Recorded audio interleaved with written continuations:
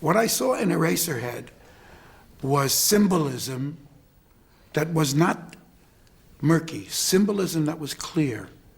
That baby was a monster. It took over the...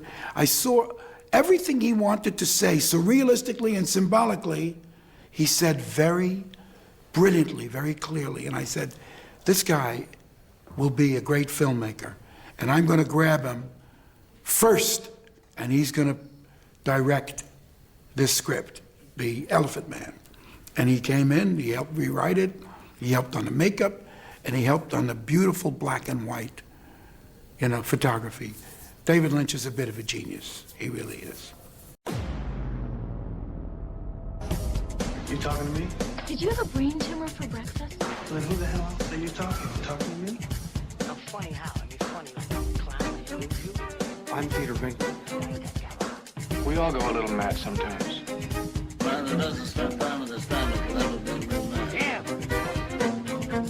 I'm kind of a big deal. Personal my love is you not home about my Yeah, baby!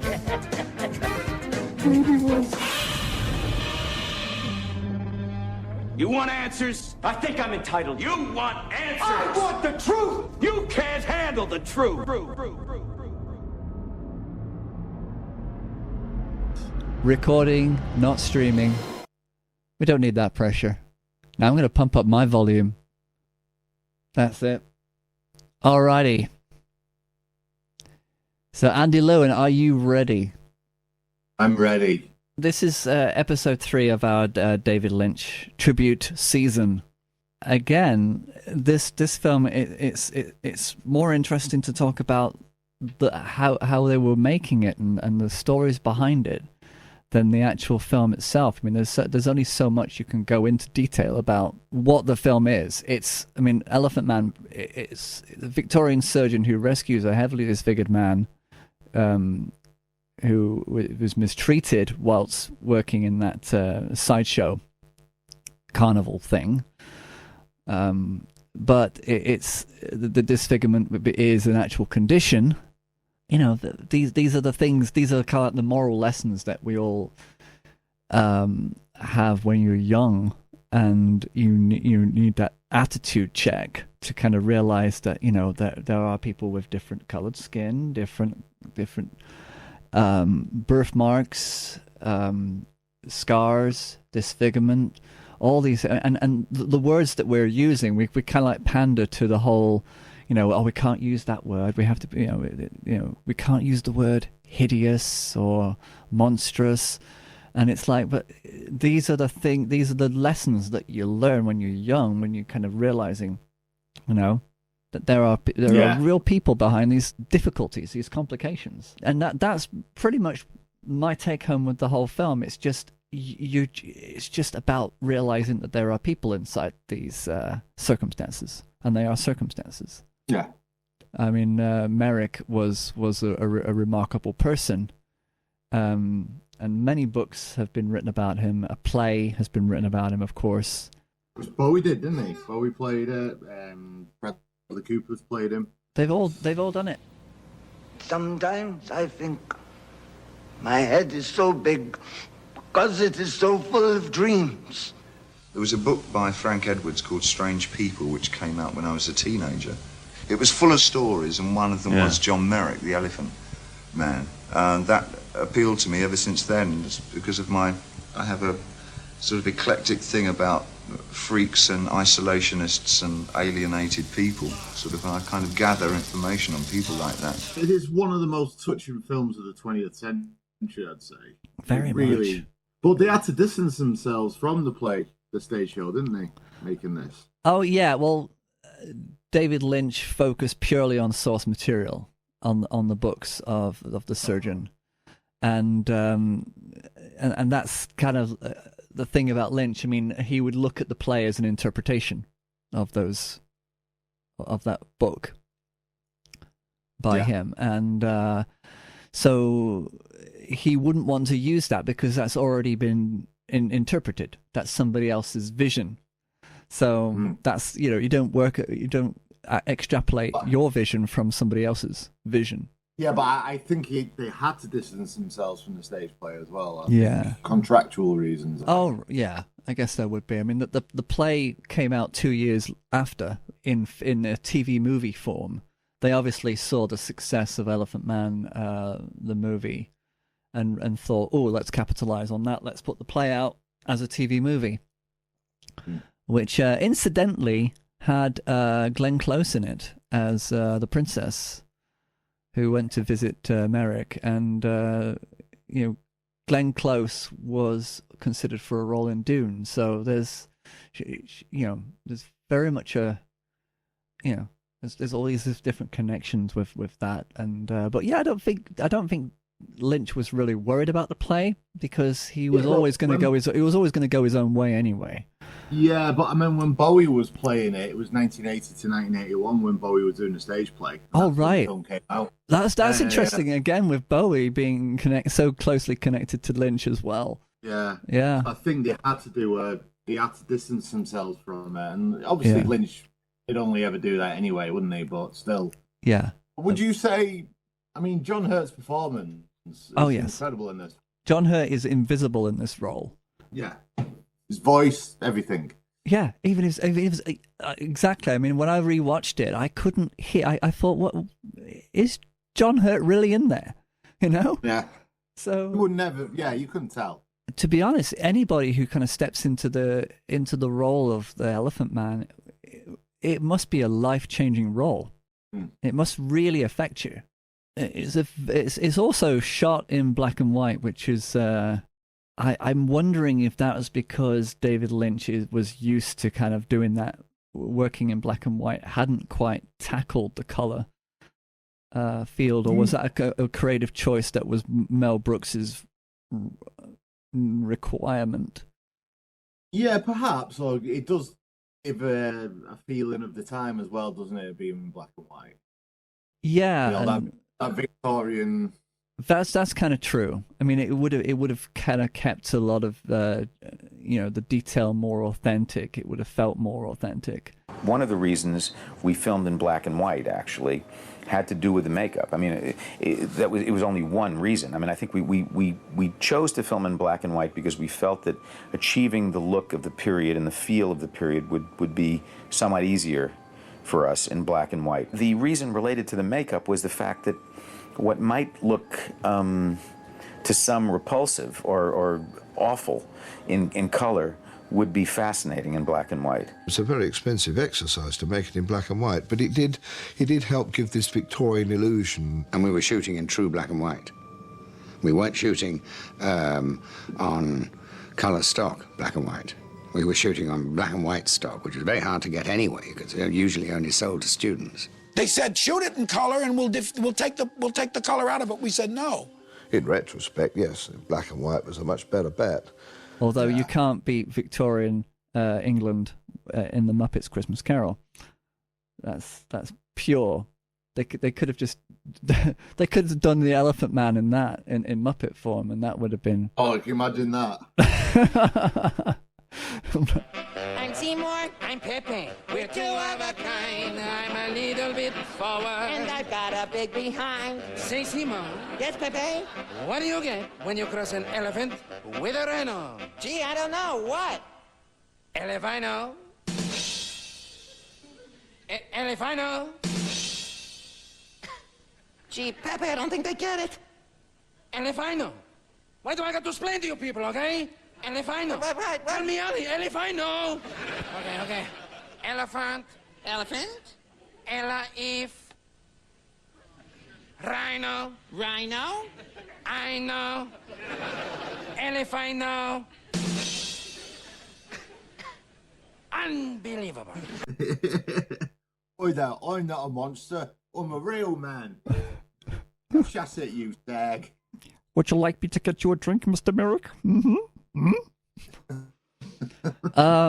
Yeah. But that's the tricky thing. I mean, there's no humor in this movie. There's no moments of real levity for Merrick. I mean, there are moments of kindness and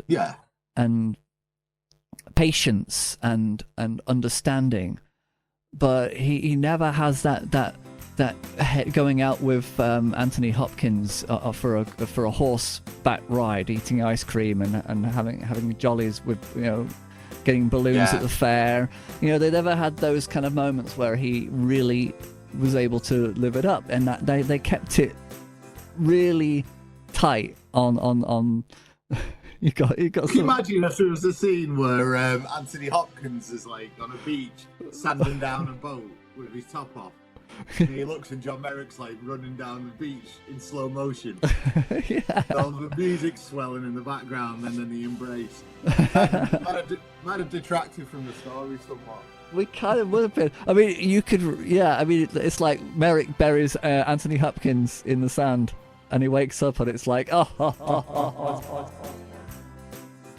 But so the respect that I'm completely treading on all the respect right now by just in a way mocking everything. But I'm doing that for a reason. I mean that there's so much respect in this story. And yet it's helmed by Mel Brooks, who really showed the world that he was more than just a gag man. Well, that's what he was trying to do. That's why he set up his production company, isn't it? Because he was known as that. Yeah. Like the Mr. Comedy. Yeah. But he was an intellectual, or is an intellectual rather. And he had stories he wanted to tell, but if his name was seriously, like, really attached to it, people would expect a comedy. So he set up a production company for that, didn't he? That's exactly it. I mean, it was a smart move, I think, for him.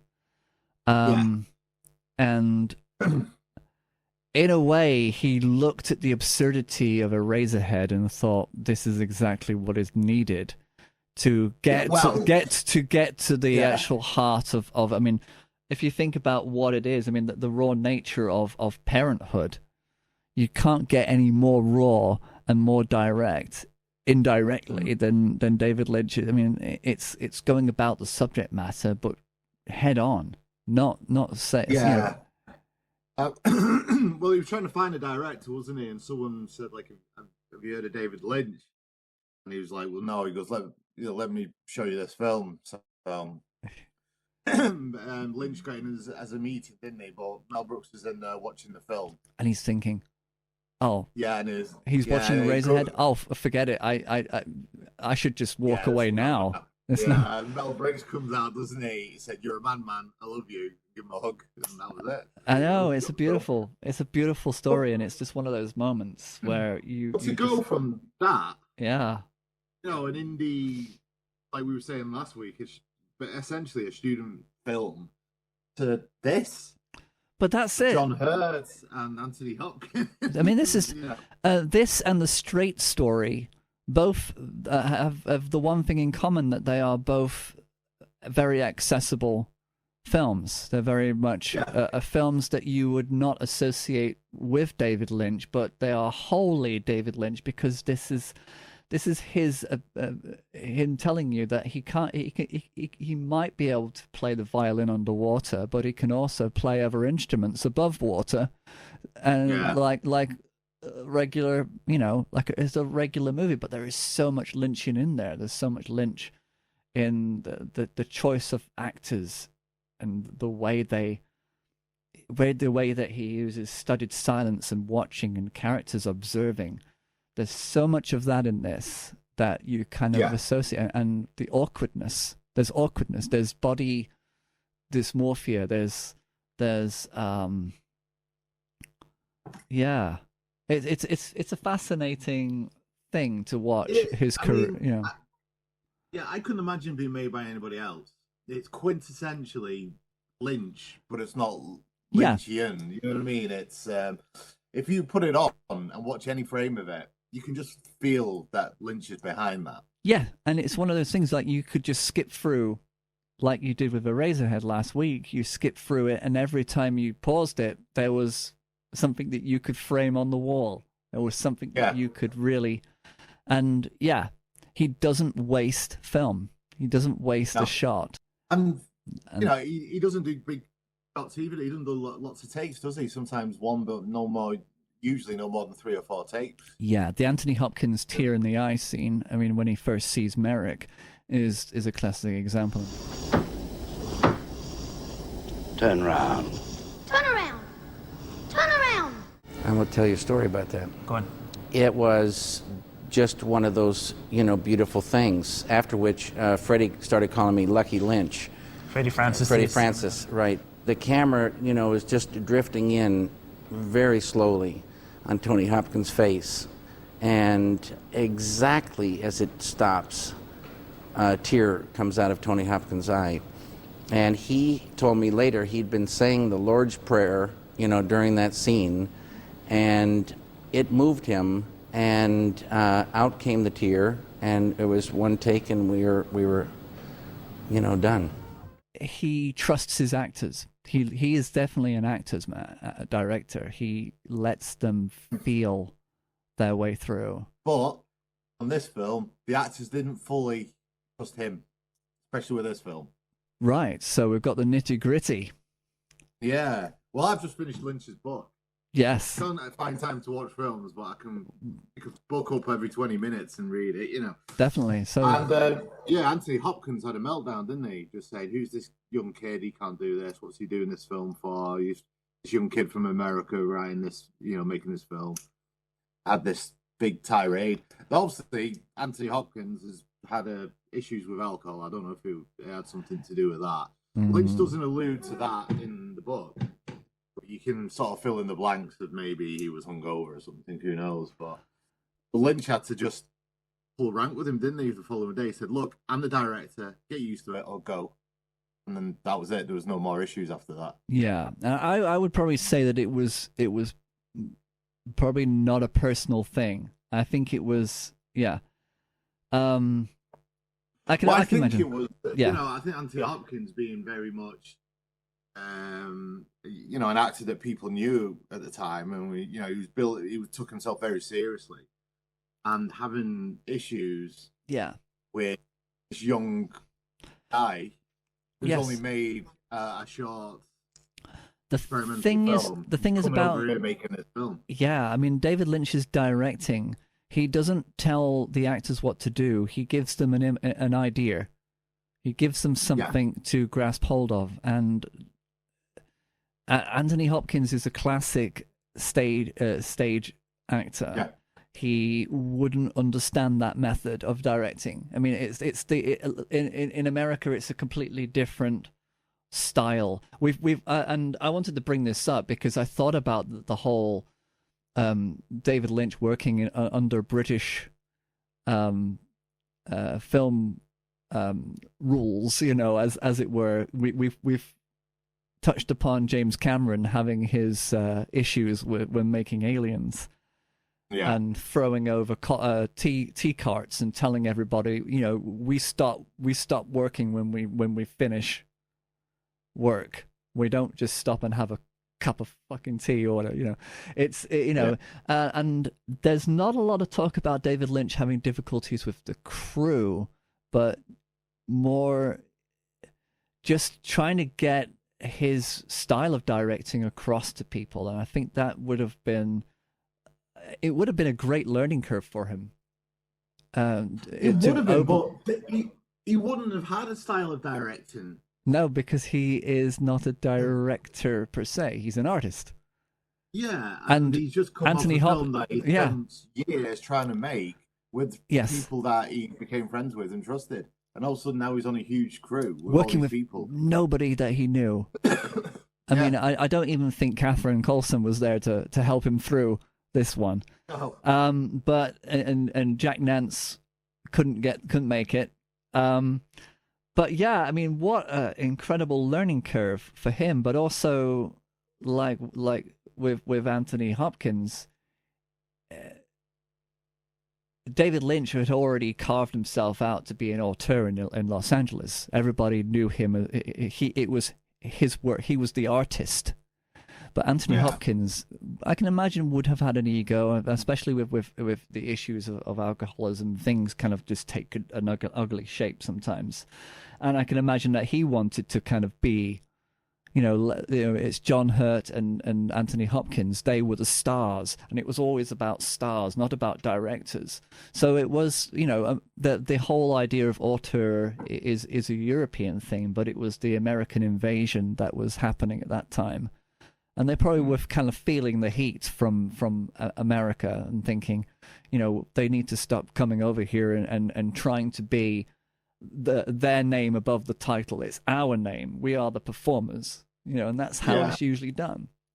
So and I also, I get it. He's making a quintessentially British film in Victorian London. Yes.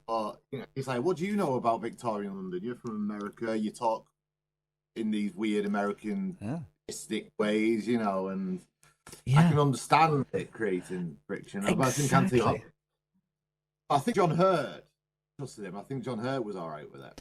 I think it was mainly Anthony Hopkins who had the issue. Yeah. Also in the cast, fascinatingly enough, was Leslie Dunlop, who was the nurse, and she's basically still doing Emmerdale since forever, and no stories from her about working on The Elephant Man that I found. Nothing. Wow. And it's like, well, did you have a good time? Did you enjoy? Are you like nothing? That's like, oh, come on. And it's like, give me a little bit of something. But yeah, she was really good in this film. Is that you doing? What is it? Oh, I see. It's St. Philip's. Well, that's very good. I mean, you got the windows and arches just right. Yeah, I mean, it's societal prejudice. It's working with this character. I'm glad that David Lynch made this film. As you said, nobody else could have made it. And it's it's not one of those kind of films that people ever want to actually make. It's like with Eraserhead, you can't remake it. David Lynch films you can't remake other than Dune.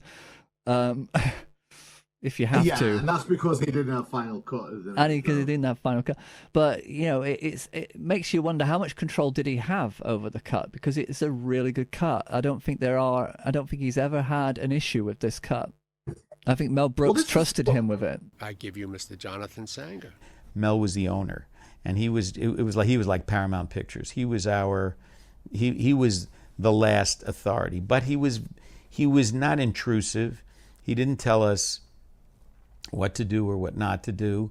He was very supportive. He gave us notes when he thought we needed them. I think one of the most remarkable things that he did was when David Lynch and I came back to the United States with the first cut of Elephant Man, which was about almost 2 3/4 hours. He saw the movie for the first time, and he looked at it, and he said, "It's a great movie." He says, "I have a lot of notes. I think it's too long.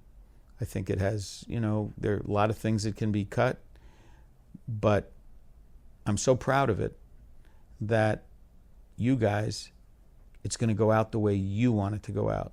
If you don't want to make a cut, you don't have to." I mean, he said something like that. But I mean, he did say, he explained the commercial issues. He says, a movie at 2 hours and 45 minutes, you lose a screening a day in the theater. I mean, he knew business very well. He said, I think it, it could really use some judicious trimming, but it's a terrific movie, and I believe in you guys because you did it. And he said this to David and I together. And one of the things I was fascinated with, when he got took on board, they had the story. I assumed they had a script. He wrote it with somebody else, the script. This is what I mean about the more we've learned about Lynch, the more he just sort of come out fully formed. Where did he learn to write British scripts? Dialogue and British dialogue as well. Where did he learn to write scripts and format? Yeah, well, he always had people around him. But decades into his career, he's been taught how to use a computer, and he was chuffed with himself because he could type with one finger. So he would not be able to write in a script format. Yeah, he's snowballing with somebody who could write it next to him. Maybe, exactly. That's exactly what he would have done. Yeah. Yeah, but to just write dialogue is incredibly hard. Yeah, especially with dialect. I mean, you wouldn't have even thought that he'd written it, and that's, there might have been some, there might have been some changes on set when they realized, we wouldn't actually say can't here, we would say cannot or whatever. They would change words. Yeah, and I can imagine there was probably advisors who kind of helped him with that. But the fact that Mel Brooks wanted this to be his seminal film, a British film, why would they not have gone for an American movie just to go? They wanted to go far away from their comfort zone, to go to England to do a primarily English British language film, in order to kind of be their to be Mel Brooks's first serious movie. He really took a risk, and I think really did. And David Lynch continuously kept playing with risk in all of his films. I mean, he doesn't make the same movie twice. No. He doesn't. I mean, there are themes. We've always talked about the themes and the threads and Mark Cousins mentioned that, there are angels throughout all of his movies, and David Lynch sat there and went, really? I didn't know this. Where are these angels? It's like, and there's like the fairy godmother in Wild at Heart, and there's like the angelic characters. I think is probably what Mark Cousins was kind of referring to, that there's always a matriarch that the main character kind of always kind of propels to, and he does play well with the matriarch. Yeah. And by angels, we mean the Florence Nightingale syndrome.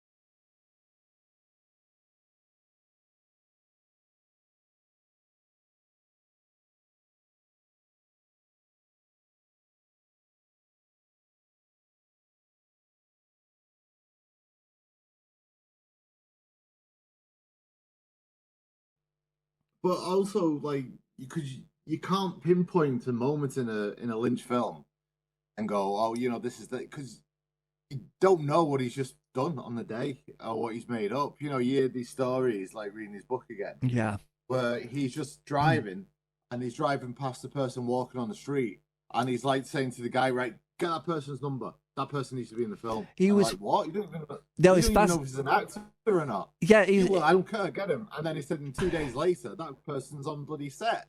Yeah. In the film. I mean, because you just see something in someone and think, yeah, that's the person for that. He did that on a drive around with Jack Nance in LA. He says, here we go, through we go. I want to hear that guy. Can we go back? Is he talking out loud on the corner? He was talking to you, I thought. Yeah, I want to go back and hear him. Did you see that person on the sidewalk? Did you see him? He goes, no, because Jack Nance probably wasn't looking at. It's like, I'm going to turn around. I'm going to go have a look at that person. And I think it's not just about finding people to cast in his movies, but he's looking for characters. Are you hungry? I'm starving. Are you? Yeah. I'm really hungry.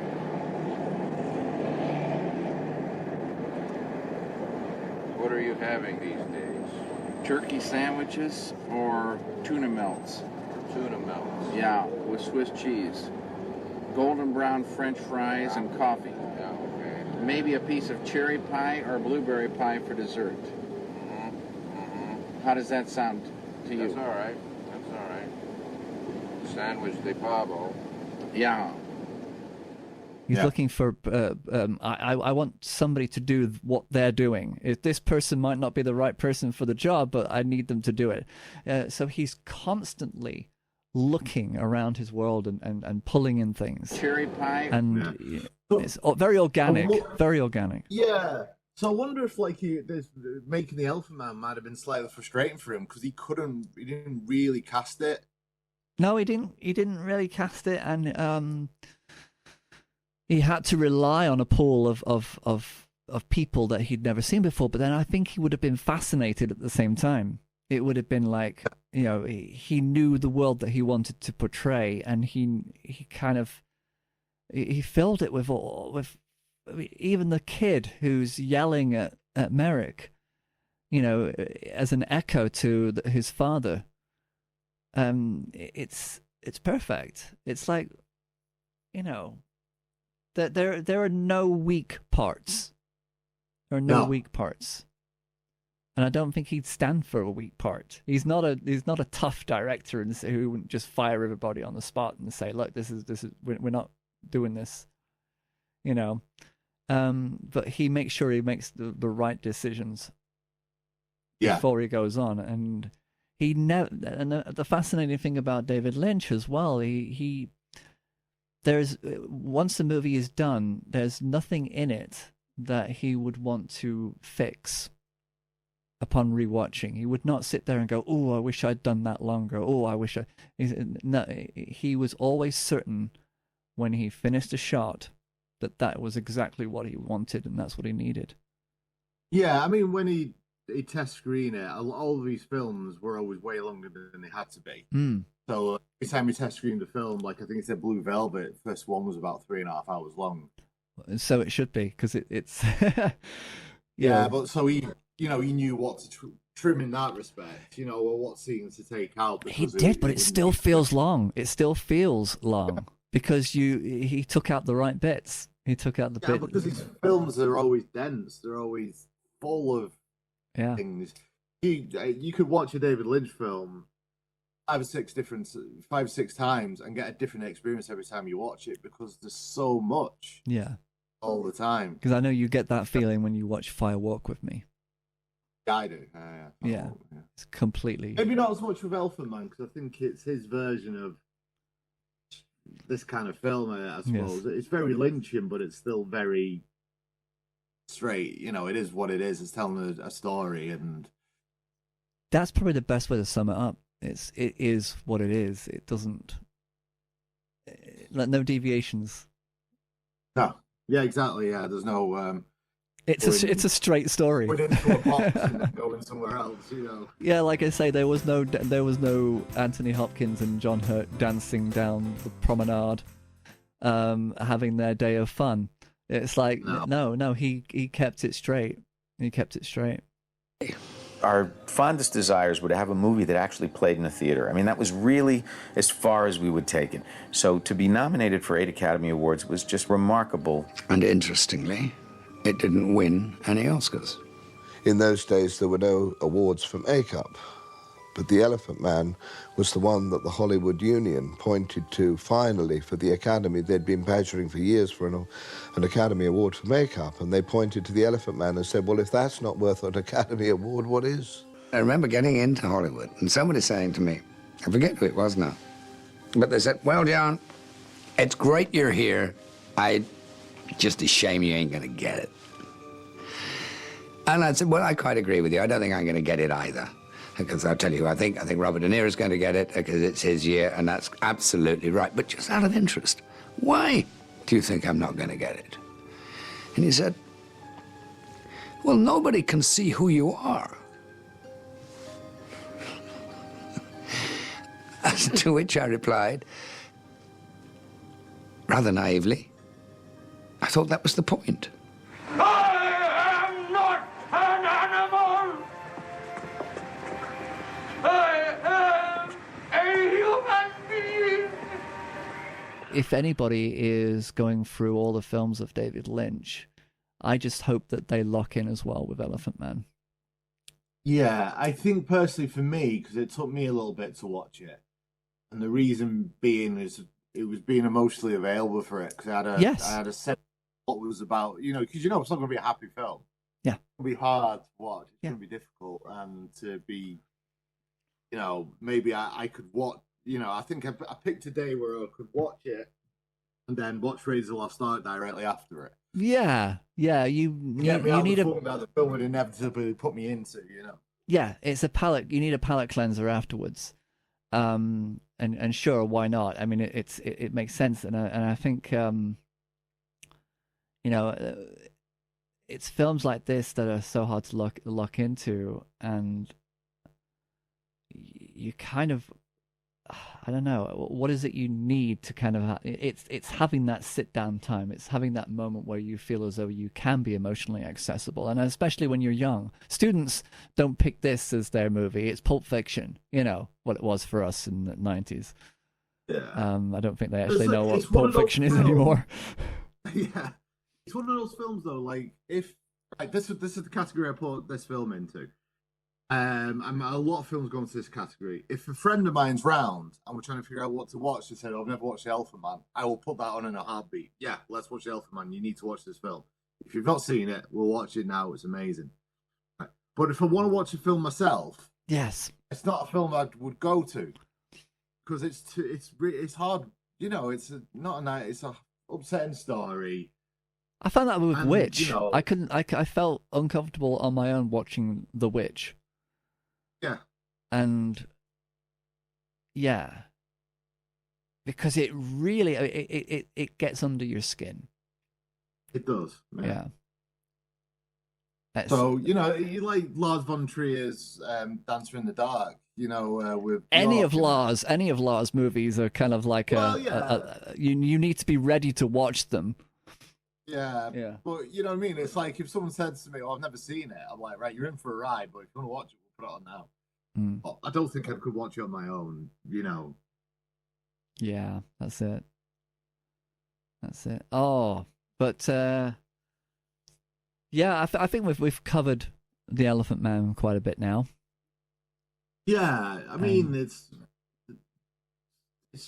an incredible achievement just to be his first real full proper film. Yeah, this kind of launched him as this basically proved that he was hooked.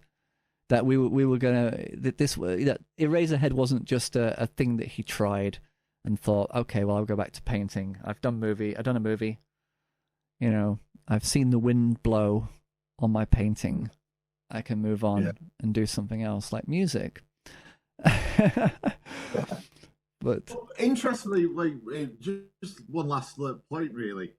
It was lightning in a bottle, really, because in the 1980s, his version of Victorian London was not Hollywoodized or fetishized. Because in 1980, you could do that because there were still parts of London that looked like Victorian London. You're right. Well, pretty much 2 years later, they couldn't have made it like that. They wouldn't have had the places to go to. We should do that. Young Sherlock Holmes, I think, was made in 1984, and it pretty much just looked. I remember watching that film, and it seemed like everything was just a set, and you felt that it was just a dressed set. But Lynch doesn't dress a set. He makes it livable. He makes it. If somebody is poor, they're not going to have a dressed set.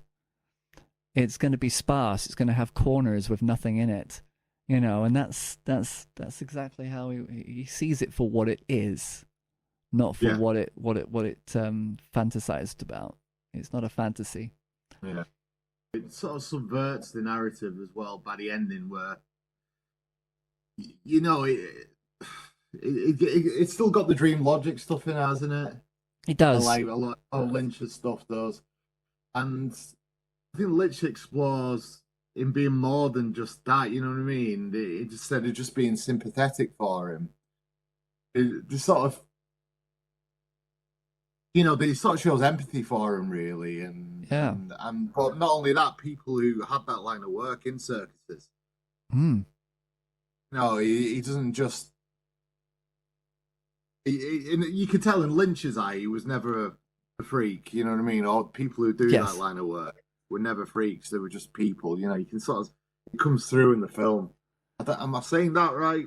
It does come through, sense? but yeah, I mean, they could very easily have turned this into kind of like a Schindler's List, where he goes to where the surgeon wants to go and save everybody, you know.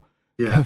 And they could have, but they just focused on Merrick. They just focused on him. It wasn't like they kept it personal, and I think that's why it resonated so much. You know, they didn't make it into a crusade. No, and that's not Lynch's way, is it? So. No. It's a straight story. It's not the straight story. It is a straight story. Yeah, that's another story. The one person who never worked with David Lynch was Gene Hackman. Oh, Link. You settled in Santa Fe for what? Just to I paint. Refuge? I paint and draw, and my wife is a classical pianist, and it has a lot of cultural opportunities. Good chamber music. Yeah. Yes, wonderful. Now, was there a time in your life that have you painted for a long time? Yes. Yeah. So you didn't move from these sort of adventures you used to go on in terms of flying, and flying was a hobby. Mm-hmm. Race cars was a hobby. Racing cars. Did you give that up to painting, or was painting already there? No, the painting was already there. Yeah. Matter of fact, when I first came to New York, I studied at the Art Students League in 1950. Yeah. Painting didn't have enough energy for me in those days. It has plenty now, but in those days... Some people I know go to painting later because they don't have the energy to do the race cars. But I always drew, and I had a bit of talent for it, and it was. But I didn't feel that I could keep with it the rest of my life. Why'd you give up racing? I think racing gave me up. Actually, I couldn't put a season together. I felt that I could probably do it pretty well, but I was working constantly, and I couldn't really drop everything and really put a season together to really learn the craft where I thought I should do it properly. And but it appealed to you. It still does. Yeah. Do you find yourself in your 60s saying, "This has been one great life. I've had a chance to invest myself in all these characters, rise to the top of my profession, and now I can live in Santa Fe. I can go make a movie when I want to. I can." If I find the right co-author and the right subject, I can write a novel. I can paint here. My wife, has a place that she enjoys, the cultural, milieu. I mean, it's a great life. Mr. Hackman counts himself among the lucky, does he? Absolutely. I think that I've been really privileged to have been given the opportunity to do some of the things that I've done. For somebody who had a 21-year gap in his career, it's a very sad passing. I can't imagine that there are many people born after 2000 who would know who he is. But yeah, it's mad to think that, because I can't imagine not knowing who Gene Hackman is. But yeah, you're right. Because that there are, it seems to be a thing that somebody born after 2000 will actually struggle to kind of connect with material from the 90s and the 80s and 70s. But for us, that's who he is. I mean, it's funny because my dad would always say, oh, such and such has died, and I'm like, I have no idea who that is, and it was one of his heroes from childhood. So. We're getting to that age where people don't necessarily know who these people are, and but Gene Hackman was a tour de force in all of his movies. Everything that he did was little bits of Gene Hackman, but in a different way. He was a tapestry, definitely. So, what standout films have you got? You think about Gene Hackman, what do you think about? It's funny. It's class action with Mary Elizabeth Mastrantonio is probably one of my favorite movies with him. I love Narrow Margin. I love the movies that I kind of like on the side of where he was actually starring, but not necessarily big hits. The plaintiff, Jedediah Tucker Ward. For the defense, Margaret Eleanor Ward. Well, I'm glad I'm not going to be at your house for the holidays. I presume the proper waivers have been signed here. They have, Your Honor. Okay, what have you got for me? Your Honor, the court has before it a discovery motion compelling the defendant to supply the names, job descriptions, current addresses of all Argo employees involved in the design of the Meridian model between 1980 and 1985. Response, Miss Ward? It doesn't deserve one, Your Honor. This is a bald-faced fishing expedition. Your Honor, learned counsel knows full well there are people who worked on the design of that car who might have something very interesting to say on the subject. Your Honor, if my esteemed colleague had the vaguest idea what he was looking for, he might be able to narrow his discovery to something a bit smaller than the phone book. Miss Ward, I think he deserves something. But what he's asking for is completely out of the question. A number of those people haven't worked for Argo for years. They've scattered to the four winds. Generating a current address list could take thousands of hours. I was very concerned about that too, Your Honor. So I called the pension department at Argo, told them that I had a former friend that I was looking for named John Smith. Did they have anybody by that name who used to work for the company? Sure enough, they did. Called him right up on the computer and gave me his address, his current address. Really? That is a totally illegal invasion of privacy. Seems that they keep a updated record of all former employees so they can send them their pension statements. Your Honor, if these... Then they asked me if I worked with him at Argo and where did I live, and then they sent me this current newsletter. Wasn't hard at all, Your Honor. I want those addresses. He was great in Unforgiven. Yeah. The Friends Connection. I love the Poseidon Adventure. You do? I have not watched that, actually. I haven't seen that one. With Shelley Winters, isn't it? Yeah. Yeah. Yeah. Now, here we go. He was in Young Frankenstein. Oh, right. Okay. There's a link. So, Young Frankenstein, Mel Brooks. Oh, there is a Elton link. There is a... There you go. There's also The Conversation, which is also a great movie, which has Gene Hackman in a very quiet role. A film about sound, and he's normally so... he kind of fills a room, and yet that film, he seems very quiet and subdued. It's a very different character, which is, I would say, probably the least Gene Hackman film that I actually think is one of his best work as well. So there you go. And you can't, he's the best Lex Luthor. He's the best on screen. Yeah. Who was that kid who did it recently? Oh, was that Jesse Eisenberg who did that? Yeah, Jesse Eisenberg did it. Yeah. Yeah, I don't get it. Obviously, Kevin Spacey had to go with it as well. Oh yeah, well, don't get that either. It doesn't work. It's yeah. He was brilliant. He was so good. It's one of those cases where the original person is always the best. I mean, although I still see Christopher Reeve as the original Superman, and he wasn't. But it's hard not to kind of take that away from him. I think it's worth stating that one of the last films he did was The Royal Tenenbaums, and that's a brilliant film. Well, Wes called my agent a couple of years ago and wanted to meet me.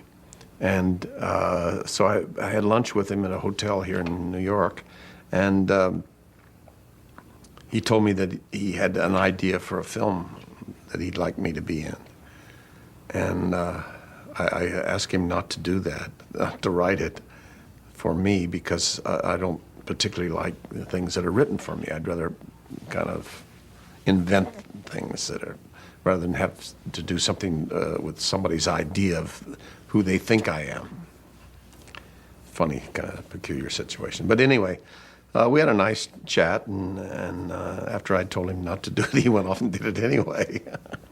Well, Wes Anderson films, it can be polarizing for people. You either like what he does or you don't. Yeah. I, luckily really love what he does, and I like his quirky, weird sense of humour in his films. But Gene Hackman is brilliant in it. He's so good. He just suits that quirky environment so well. He's so brilliant in it.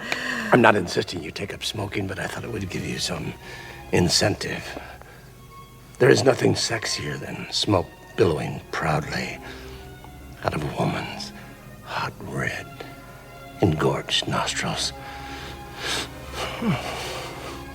That image will haunt me.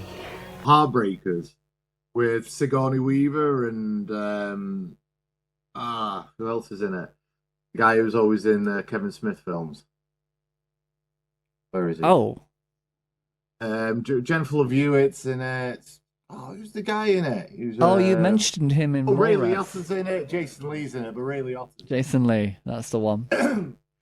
Gene Hackman plays this tobacco tyrant. You know, he owns like the cigarette company, and he's like an awful person, and they're trying to scam money out of him. And he just makes the film. He's amazing in it. The film itself isn't all that good, to be fair. Yeah, but he is brilliant in it. He is so funny, just being this absolute arsehole, evil bastard in it. You know, he's talking about getting kids onto cigarettes, and he goes, once they stop throwing up, you couldn't get the cigarettes off the guy. You know, oh, he's so funny. So which is not something it's not something you associate with Gene Hackman, and I think in the latter part of his career, he did The Birdcage as well. In Birdcage, it's brilliant. He's brilliant in Birdcage. He did, but Gene Hackman doing comedies is like Robert De Niro doing comedies. It's like, you know, they need that in their career. They need that levity in their career, I think. And also the fact that The Royal Tenenbaums was his last movie, so many years ago, is a testament to him. Like, he must have liked it a lot. You don't just you don't do Royal Tenenbaums if you have a bad time and then just go, okay, I'm not going to do any more movies. He's the kind of person who comfortably left the legacy of being an actor to become an author, and was completely at home with these decisions, and he was never pulled back. He was never dragged back to do anything. He must have had people hounding him for years. He must have done, or scripts was turning up. But if you're retired, I suppose after a while you keep ignoring them, they stop turning up, I guess. But if you're able to do that, I mean, some actors they retire and all of a sudden, 2 years, I'm back. You know. Yeah, well, Jim Carrey's done it, hasn't he? Yeah. Jim Carrey retired and he's had to come back. He said, to do Sonic the Hedgehog movies. I mean, come on. It's money, isn't it? It's exactly, but it's money. But it's like, well, we want our Jim Carrey. You know what I mean? It's like we wanted. We always got our Gene Hackman, and we always got our Lynch. But Jim Carrey, it's when they start doing projects that you think, oh no, do a project for us. Do it, make it for us, not for the kids. Yeah. But that's what I mean, like De Niro doing all that bad grandpa stuff. Yeah, don't do that. Make something for us, not hide and seek. No, but I know he's earned it. I mean, people like that, they've earned the thing. So they've earned, and that's it. You kind of have to sit back and say, it's nothing to do with us. It's nothing to do with. It's to do with them. It's their life. Let them get on with it. Oh, sad. Even though he's not worked for 21 years and we haven't seen him in anything for 21 years, it's still sad, Yeah, he's got some books out, which is nice. It's nice that he wants to be an author and he's done some work. I haven't read any of his work, but I can imagine he would have been a firecracker of an author. Yeah. Yeah. Just stay hydrated. Watch David Lynch movies. Watch Gene Hackman movies, and just keep film alive, because film tells us everything you need to know. It's all here. All here. Right here. Right here. Oh man. Wow, it's actually only 10:30. I feel like we're ready to wrap up. Yeah, I've done good, man. Done good. I'll be able to eat before teaching again. Yes, finally. Well, I was very conscious of it this time. That's why I thought we need to kind of move forward. So, next Thursday's good. Next Thursday's good for me because I don't have any teaching until I only have to leave at probably about 1ish. So I'm all good for next Thursday. Yeah. So next week we can hopefully we'll be talking briefly about David Lynch meeting George Lucas for Return of the Jedi and saying no, to saying I'm going to go and work with Dino on a little film called Dune. Which does this mean I have to try and watch Dune? You don't. When was the last time you watched Dune? The original, the best. Decades ago. Better than the slot that they've made now. Have you seen it? Oh, I've not watched it. I've not watched the new one yet. No, everyone, my mates who love film, love it. They're very well made. They're very, but there's not a lot of soul in them, to be honest. It's all show. It's all show, no tell. It's kind of I felt bored, to be honest. They're very good movies. They're very well made. It's all yay on the front of creativity and artistry and performance, but I still didn't feel like I was really, I've read the book and it's like, nah, people kind of pretend, and I think that's the thing about these films. They pretend to kind of live with the hype, and I think the hype is just too far for those films. Right. With David Lynch, I think we'll talk about that next week. I have a far greater respect for this piece of work. Okay. And I actually enjoyed it more. I love watching Dune. I think it tickles me. So that'll be next week. Right. It's also Dune is actually the only film that Catherine and I actually watched that's David Lynch that she's actually laughed out loud at, and that's yeah. And there's a reason for that. There's a connection.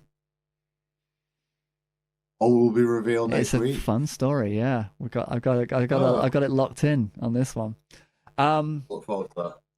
Yeah. So, are we ready to wrap up? So, where do we find? Where are we? Where do you find this podcast? This amazing podcast. Where do we find? We find it on Spotify. Ding. It's on the YouTube. It's on Audible. It's on Cast thing that I use. What's that called? And wherever you find your podcasts. Yes. iTunes. It's on iTunes, by the way. Yeah, it's everywhere. It's yeah. They can't keep us down. That's it. No, it's they can switch us off, but they can't. Everyone's on CD form that you can purchase here. Yeah, and also down at your dodgy market deals. Yeah, you can buy them on VHS. Yeah, some weird markets. Bootlegs are very popular, frame by frame. Yeah, the Betamax versions are doing really well at the minute. Yeah, and also don't forget that we have T-shirts. Yeah, you heard me. There are T-shirts. I can't remember where those T-shirts are at, but there are T-shirts.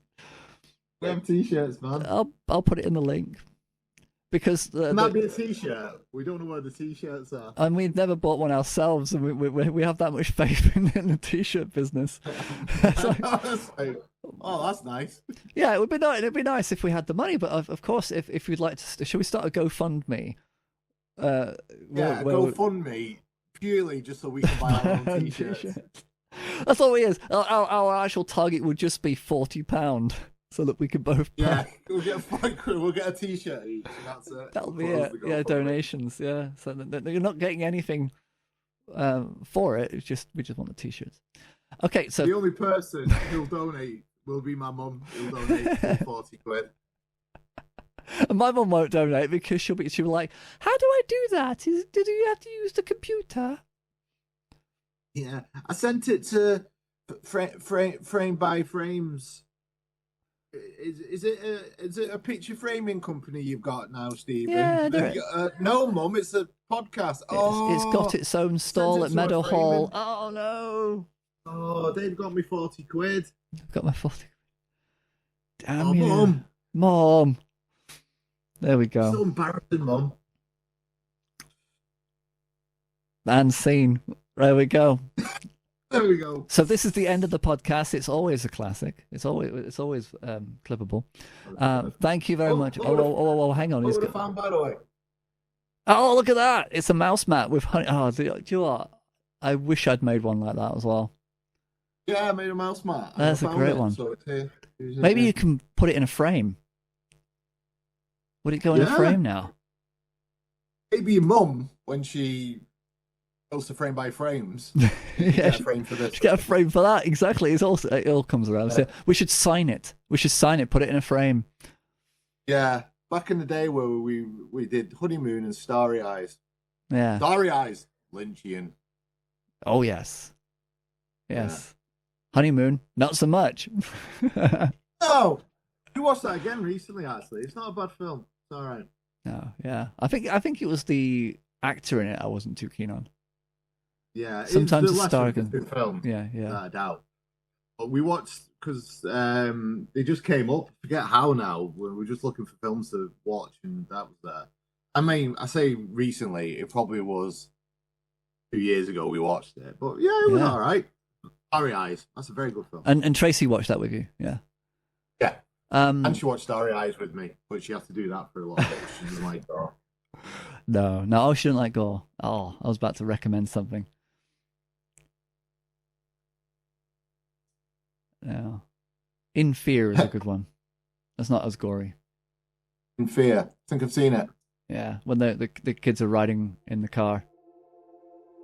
And it's a low budget thing. Yeah, that's a good one. Cool. Anyway, that's that. We already ended the podcast, and we're still here. Oh right, cool. No, or have we? No, we haven't. We're still recording. No, we're still talking. Hey! Yay! So, thank you so much, Andy. This will be edited to perfection. I promise you. Oh, you're the best, mate. You're the best. We'll do the best we can with what we've got, and you have a good week. Yeah, you too, buddy. I'll try and find time to watch Dune. Dune, the 1984 Dune. 1984 Dune. Yes, with Kyle MacLachlan.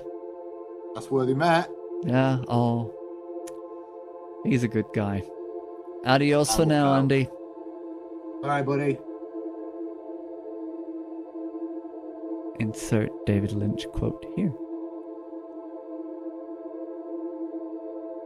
I always say, it's sound and picture flowing together in time. Its sound is so important. So it just seems to be common sense that sound being so important is something that you work very hard on to get it to feel correct. Same way with the picture, same way with every element. All these elements have got to feel correct. A lot of times I say picture dictates sound, but a lot of times it's the reverse. You find some sound or something like that that says a mood, then you try to get the picture to go with that.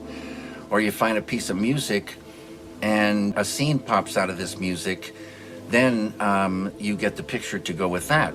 Cinema is a lot like music, that it has movements. It needs to be fast in this area and slow in this, and it has transitions just like a music. When all the elements are going together, you can get a thing. I always say the whole is greater than the sum of the parts.